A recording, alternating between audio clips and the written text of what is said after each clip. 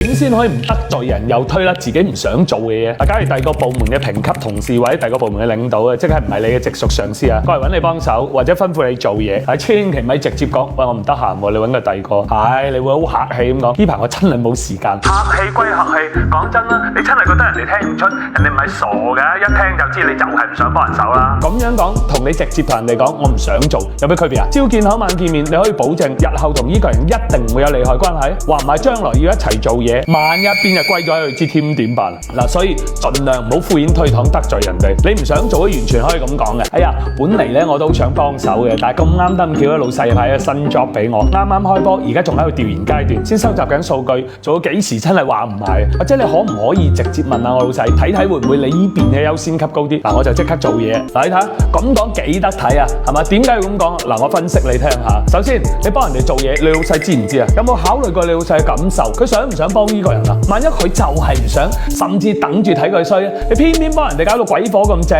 喺老細眼裏面，你唔係半途邊個係啊？再講，真係要幫人，呢個情面都輪唔到你去賣啦。所以為咗安全起見咧，將個波拋翻俾你老細咧就穩陣啦。而且咧，冇一個老細可以接受下屬偷偷咁幫人哋做嘢。老細對下屬嘅佔有欲咧，有時候真係不亞於情侶嘅。而且計翻落任務唔係我俾你㗎，係嘛？你做得再好都唔算係我嘅業績，我又睇唔到你嘅產出喎，甚至大條道理懷疑你喺度摸魚啊！所以千祈唔好越級，係嘛？凡事都先從你上級嘅角度去諗，因為喺職場上面左右逢源嘅牆頭草咧，邊個都唔會重用。嗱，然後就係咧，為乜要講做到幾時話唔賣咧？因為真係有啲蠢嘅唔識聽人話嘅。你話我而家手頭嘅，起碼要做到禮拜4喎，佢真係會講冇事啦，咁你禮拜5開始幫我做咪得咯？哇，咁你就被動啦，係咪？仲點推啊？所以千祈唔好同人哋講到咁實，有咩都係推翻俾個老細穩陣。萬一佢真係揾咗你老細啦，你老細又真係應承咗佢咧，嗱，咁你記得咯喎，拉埋你老細入個工作群，一方面你做咗咩，做幾多嘢，老細睇得一清二楚，唔會以為你喺出邊威唔翻嚟幫佢手啊嘛。第二個就係